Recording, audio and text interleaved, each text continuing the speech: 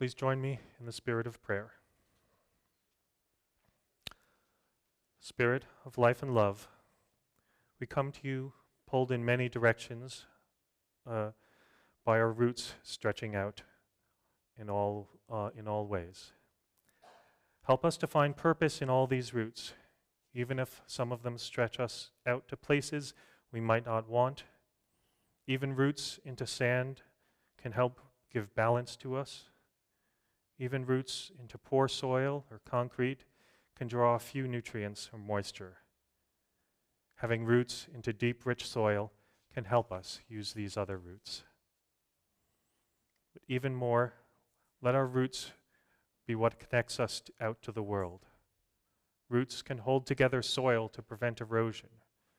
Roots can break apart rocks and concrete, breaking apart barriers.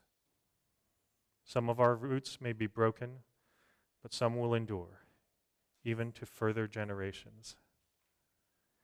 Help us to find strength to keep these enduring but uncomfortable roots, to accept the discomfort, not by giving in, but because we are filled with a love that sustains us. Let's now have a moment of silence. It was just the other day, a quiet evening in my living room. My younger son and I pulled Quirkle out of the game closet.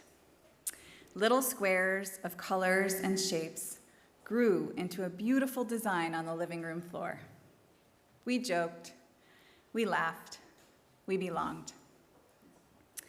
But belonging is not always so simple. I have learned over years, through mistakes, especially when I was younger, that fitting in is not the same as belonging. Fitting in means twisting ourselves, shaping ourselves, becoming what we think others want. But belonging requires something harder. It requires us to be who we really are. Anyone who has chosen not to drink alcohol in our culture understands this. Belonging says, you don't have to change to be worthy. You already are. You don't have to hide to be loved. You already are. And yet, don't we all doubt that? Don't we all sometimes believe that we are flawed and therefore unlovable? I do. I grew up in a family that shouted to be heard, and even now I can lose my temper. Even now, I can fail to pause before reacting. And when I judge myself harshly for that, I can feel separate, alone, like every other mom and wife is doing it better than me. But here's the truth that I'm still learning. Being imperfect does not mean being inadequate. We are not alone. Failure is part of the shared human experience. The pain is real, but the separation, the shame, that's optional. We can always work to grow and improve, but we're more likely to succeed if we aren't bogged down by shame.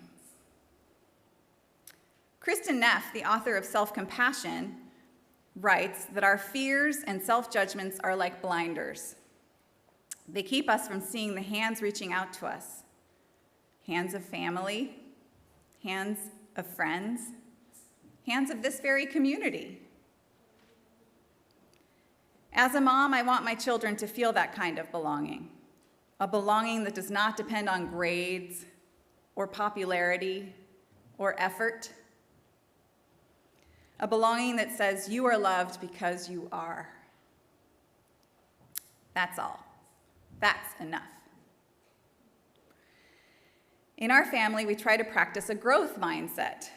We try, we fail, we try again, and love does not waver. We try to eat dinner together every night, to slow down and be present for each other, and to celebrate the good things. We also have a family meeting where we share appreciations and make requests of one another. I hope that these efforts are building a sense of belonging for our kids, I certainly feel the benefits. At church, I feel that I belong too. I feel I belong when we line up along El Camino on a day off from work to protest and stand up for our democracy. I feel I belong when my writing group checks in and shares beautiful personal reflections. I feel I belong when I sing with the choir. Old friends and new, our voices weaving together. So I ask you, my friends, where do you feel you belong? And what keeps you from it? Can you believe in your bones that you are worthy of love, that you are enough? Because love and belonging go hand in hand. And when we live from that place, when we believe in our own worthiness, we make space for others to believe too.